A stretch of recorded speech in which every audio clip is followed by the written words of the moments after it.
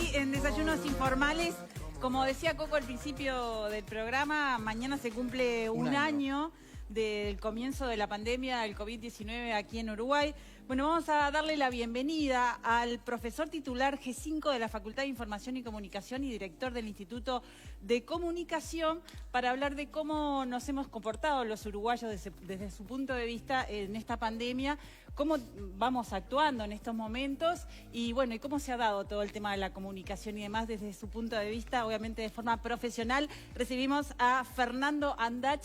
Bienvenidos, un gusto que estés aquí en Desayunos Informales. Muchas gracias. Buen día, placer enorme. ¿Qué tal? Buen día, gracias por la invitación. Por favor, ¿qué balance podemos hacer con respecto, como decíamos, ¿no? Que mañana estamos a un año de este partido que nos tocó jugar conociéndolo, que estaba pasando en otra parte del mundo, pero que bueno, que en algún momento nos decían que iba a llegar y llegó, y como decíamos, mañana se cumple un año. ¿Qué balance podemos hacer? Bueno, yo diría, para hacer un resumen muy compacto, que sé que en la tele el tiempo es tirano, todo empieza con una leyenda urbana y continúa con una saga interminable de una supuesta salvación. ¿A qué me refiero? Desde que comienza el estudio de los medios de comunicación, que no es con la tele, ya empieza con las historietas, luego sigue con la radio, siempre ha habido un temor a los medios. Ha habido una especie de, digamos así, una alarma social de que los medios inciden en la vida de modos no siempre positivos, es decir, aumentan la violencia, generan la incredulidad en las autoridades, etc. Estoy hablando de estudios sobre las historietas en el siglo XIX, cuando, ¿no?, en la segunda parte empiezan a ser más populares y, aunque ustedes no lo crean, cuando se inventa el libro de bolsillo en Francia, también surgen voces de alarma que cualquiera iba a poder leer.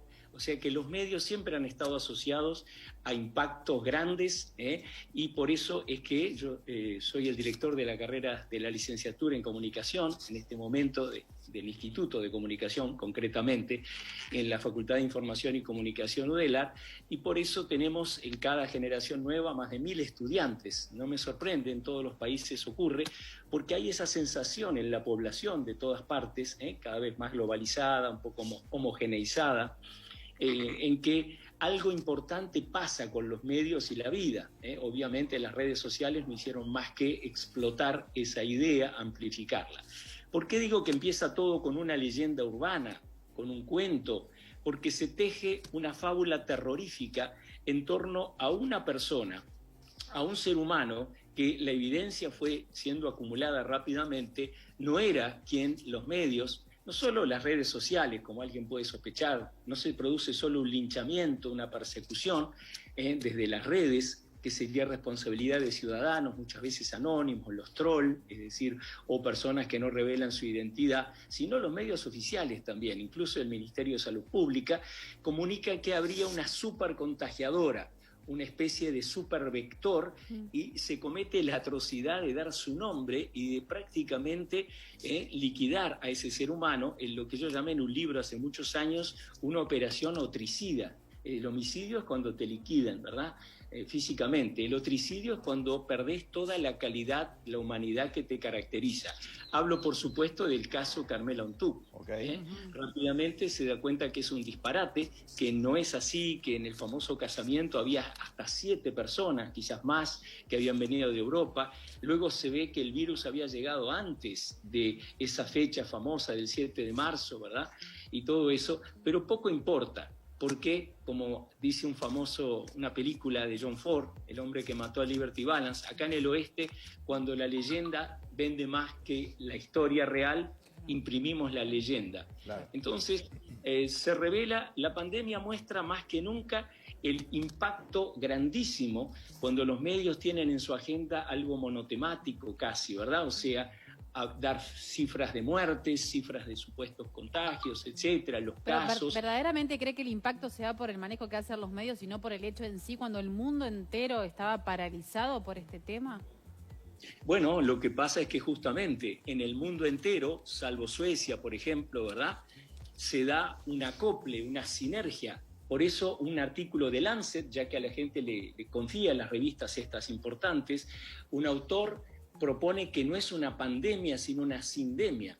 ¿Qué quiere decir? Una sinergia, una conjunción de factores biomédicos con factores sociales, y yo pondría, por supuesto, no solo porque es mi campo como investigador, estoy en el Sistema Nacional de Investigadores, que los medios cumplen un rol ambiguo. Ustedes dirán, bueno, pero si hay en algún lado una catástrofe hay que anunciarla, ¿verdad? Claro, pero el tema es cómo se la anuncia, cuál es la retórica, cómo son las imágenes, la espectacularización. También fuimos aprendiendo en la marcha, ¿no? Porque fue una sorpresa para todos, algo nuevo, ¿no? O sea, realmente fue un desafío cómo comunicar, informar y cómo darle a la ciudadanía algo que pedía, ¿no? Que era qué está pasando y qué hacemos. Digo, aprendimos todos juntos. Es cierto. En el primer ensayo que publiqué en una revista a la que invito a todos los televidentes del programa que la miren, es gratis, está online, es uruguaya y también tiene cosas de extranjeros, pero somos un grupo, ¿verdad?, con el editor Aldo Mazzucchelli, se llama Extramuros Revista, está en extramurosrevista.org. Yo publico tempranamente un ensayo donde hablo del discreto desencanto de la unanimidad. Nunca la tele le dedicó tantas horas a un tema. Desde mi memoria, desde chiquito que veo la tele y que la estudio hace ya 40 años, nunca vi una, digamos así, concentración, una inflación de programas. Y lo curioso, y lo no tan bueno, es que ha habido en todos los canales, el público, los privados, una unanimidad. ¿Qué quiere decir? ¿Por qué no ha habido debate? ¿Por qué no ha habido polémica? ¿Por qué no ha habido un diálogo entre científicos, que los hay en Uruguay, en el mundo, ni que hablar?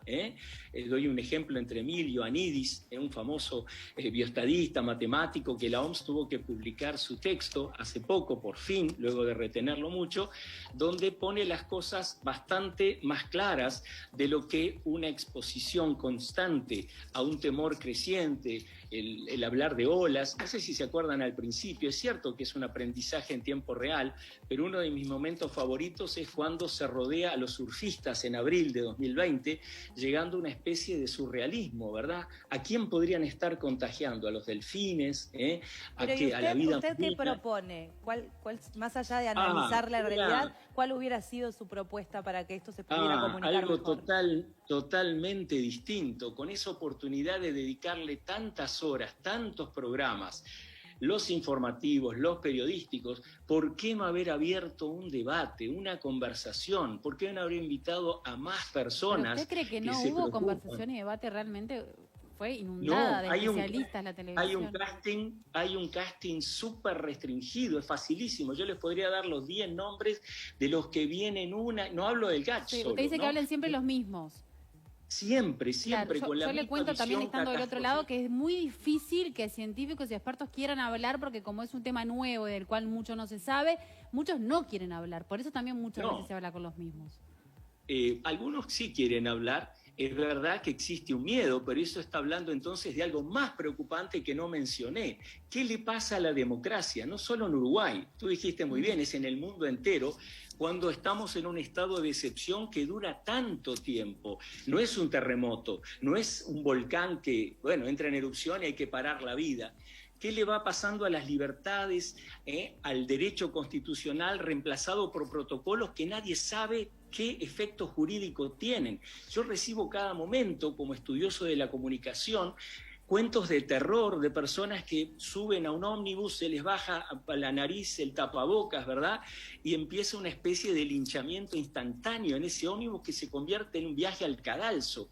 No nos damos cuenta de que ese clima de denuncia, persecución, daña la democracia, la daña, no le puede hacer bien. No hay que pensar solo en el conteo, que además ese es otro problema, ¿no? Hay un artículo que recomiendo muchísimo en Extramuros del año pasado, CT, el agujero negro del periodismo de pandemia, de Aldo Mazzucchelli, donde trae revistas científicas, no habla desde un sillón privilegiado de intelectual, como se los ha llamado, se nos llama, porque enseguida nos dicen, pero ustedes no son virólogos, no somos epidemiólogos. No, somos personas que sabemos investigar, que sabemos leer, que sabemos escribir, y somos, ¿verdad?, ciudadanos preocupados, porque tiene que haber, justamente como tú bien dijiste, frente a un desafío inmenso, algo que no conocíamos.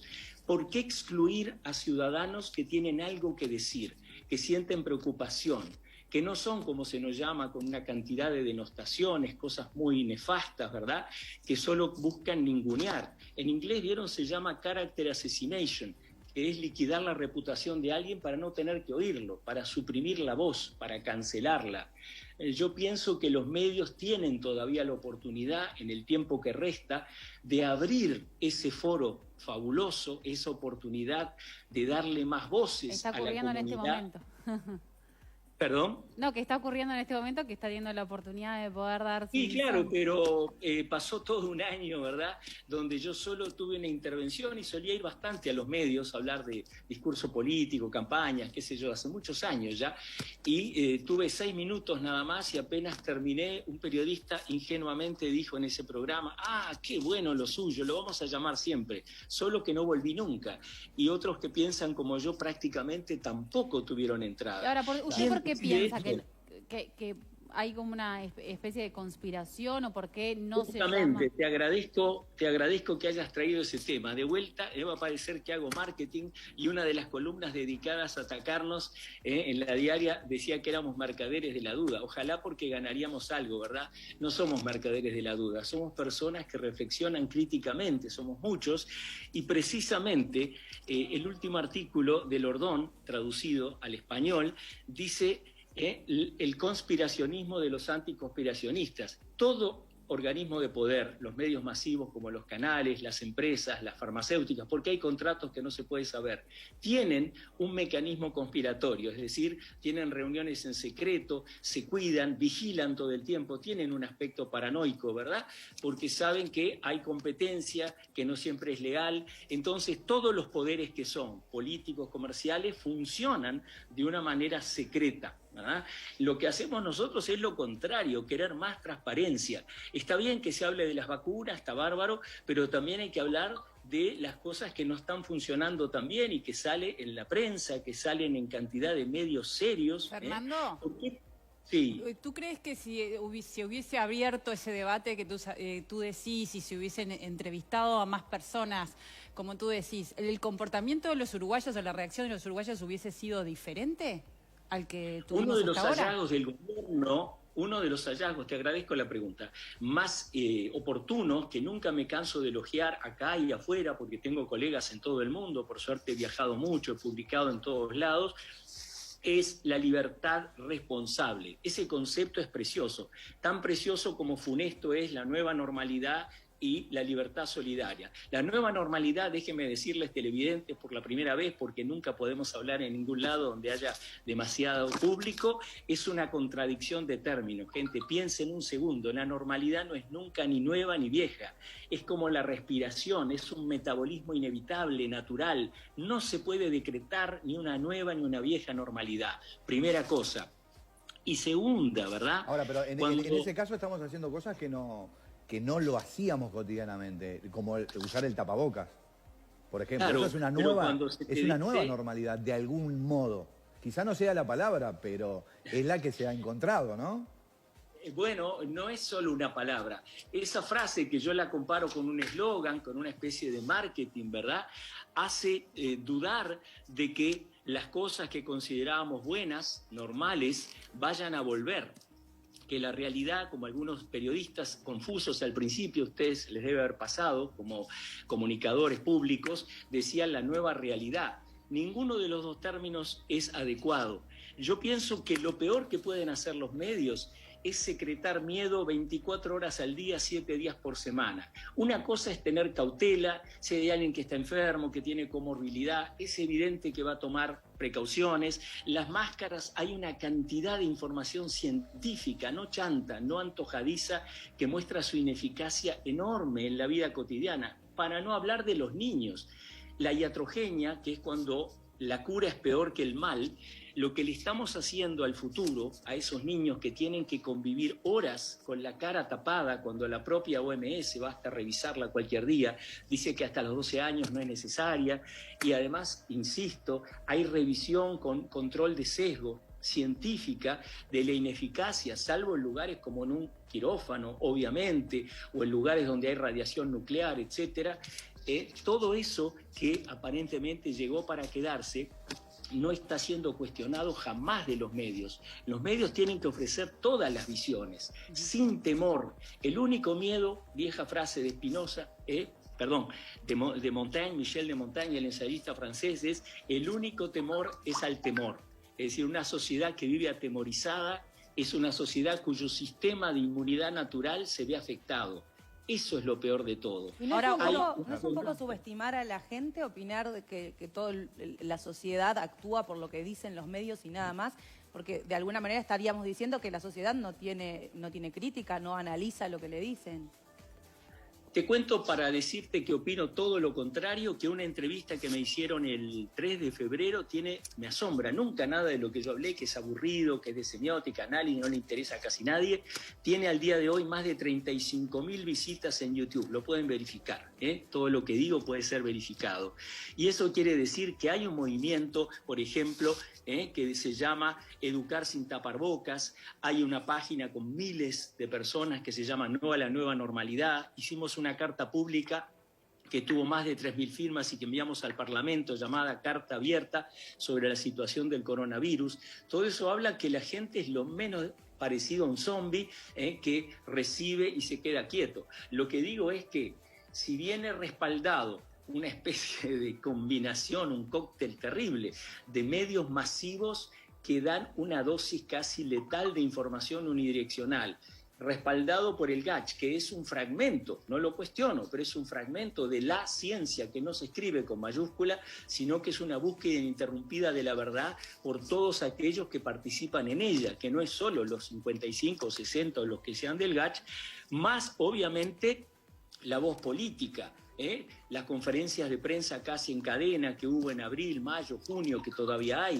Todo ese cóctel, digamos, no puede no afectar y generar un gran miedo y volvernos más irracionales, menos reflexivos, menos críticos. Yo no estoy diciendo buscar, como se decía en leyendas urbanas, ir a fiestas para contagiarse o hacer cosas delirantes. Solo hablo de que es una oportunidad perdida para los medios de comunicación el ser monológicos, el solo ofrecer una campana. ¿Y a qué es el miedo? ¿Cuál sería el miedo? ¿Por qué no invitar a otros científicos, a otros pensadores? En el último número escribe, por ejemplo, el doctor Miguel Pisanelli, en Extramuros, que es de la UDELAR, que es de la Facultad de Medicina Comunitaria, Familiar, y tiene una opinión crítica. Eso no te vuelve irresponsable, ni negacionista, ni ninguna de esas tonterías que solo buscan negar, descalificar. La democracia no está hecha solo de la mayoría, está hecha también de las minorías. Y yo creo todo lo opuesto a que la tele lava el cerebro. Lo que sí creo es que estar expuesto a solo una voz, a solo un discurso que genera miedo y que hace creer que habrá un mundo cero COVID, es peligroso por lo menos, y que lo que está pasando con las libertades, los derechos, esa idea de denunciar a quien se le cae en el ómnibus, ¿verdad?, la máscara por acá y llamar al 911, eso genera un clima de terror. No creo que le pueda hacer bien a nadie, que los niños no aprendan, ¿verdad?, a convivir con otros niños como siempre lo han hecho, y no hay excusa para eso. Y todo eso no está siendo, ¿verdad?, representado en los medios masivos. Está refugiado en rincones de internet, en discusiones grupales, en pequeñas manifestaciones, porque si bien la tele no es omnipotente, ¿verdad?, pero sí es poderosa, y si es respaldada por la prensa dominante, más la radio dominante, salvo 2 o 3 excepciones, un humorista por ahí. Vean ustedes qué gracioso históricamente que se haya relegado a un cómico, ¿verdad? Estoy hablando obviamente de Carlos Tanco, Darwin Desbocati, que ha expresado desde el inicio casi visiones críticas, pero lo hace en clave de humor, y eso genera ambigüedad. ¿Lo dirá en serio o será este viejo rezongón, gruñón el que habla? Fíjense cómo tiene que camuflarse la crítica, aunque es verdad que en el programa donde se encuentra también aparecen a veces especialistas y a veces columnas que esbozan una crítica más o menos tímida. Yo no estoy acusando a los medios hacen lo que pueden, no los llamo conspiradores, creo que están dentro de una suerte de campana gigante o burbuja, como se gusta hablar hoy, de que nadie se anima a sacar un dedo fuera de eso, y eso no es muy democrático, eso no es muy pro libertad. Por eso repito la frase del presidente al inicio: libertad responsable me sigue pareciendo el camino justo, pero para tener responsabilidad uno tiene que tener opciones, no puede ser expuesto a una sola cosa. Impecable. ¿Verdad? Fernando, te agradecemos, se nos va un poco el tiempo, pero por suerte tuviste mucho más de 6 minutos para exponer tu pensamiento, que es muy, pero muy bienvenido. Creo que de esa forma se construye un poco la democracia. Escuchando todas las voces, nosotros en este programa hemos invitado a muchos, como decía Lucía hoy, hay algunos que pueden venir, otros que de repente, con respecto a manejar una pandemia que no es nada fácil, y esa información, como vos decías, deciden no venir. Pero te agradecemos mucho por el contacto. Gracias a ustedes. Chao. Abrazo grande. Gracias. ¿Nos vamos al móvil? Nos vamos al móvil con Camila, estamos contigo.